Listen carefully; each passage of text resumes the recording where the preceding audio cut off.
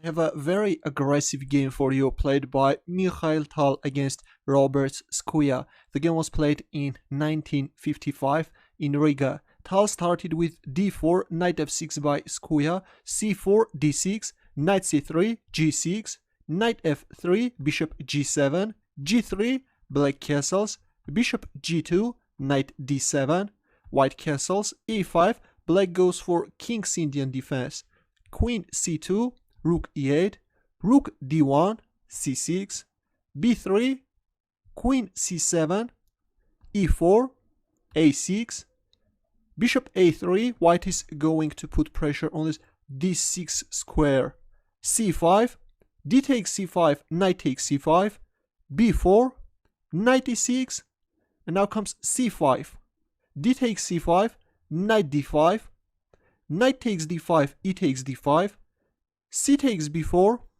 offering an exchange of queens, queen a4, attacking the rook on e8, bishop d7, queen takes b4, a5, attacking the queen on b4.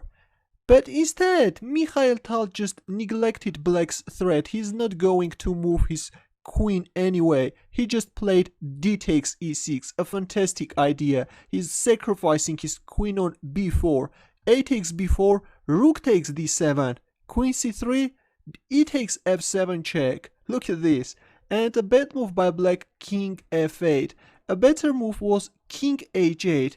If f takes e8 check, then rook takes e8, rook c1, queen takes a3, rook c7. And in this position, black has a very strong move, b3. Probably this was a move which black missed, sacrificing the bishop on g7. By the way, if black tries to save his bishop by playing bishop f6, then after rook h7 check, king g8, knight d2, threatening bishop d5 check. If rook d8 covering the d5 square, then bishop f1, and black king is in trouble. Let's go back. That's why after rook c7, black plays b3, and if a takes b3, then only now bishop f6. If rook h7 check, then king g8, and now if bishop f1, then rook e7. The whole idea of sacrificing the pawn on b3 is to open up this a3 f8 diagonal. And if rook takes e7, then bishop takes e7, rook takes b7. Well, though white's position is more preferable, but this looks very drawish. Let's go back. But instead, after e takes f7 check, black played king f8. Now comes f takes e8 check, king takes e8. Well, if rook takes e8, again this is losing. Rook c1, queen takes a3, rook c7, bishop f6, and knight g5. Now if bishop takes g5, then rook f7 check, and black king is simply getting checkmated. Let's go back.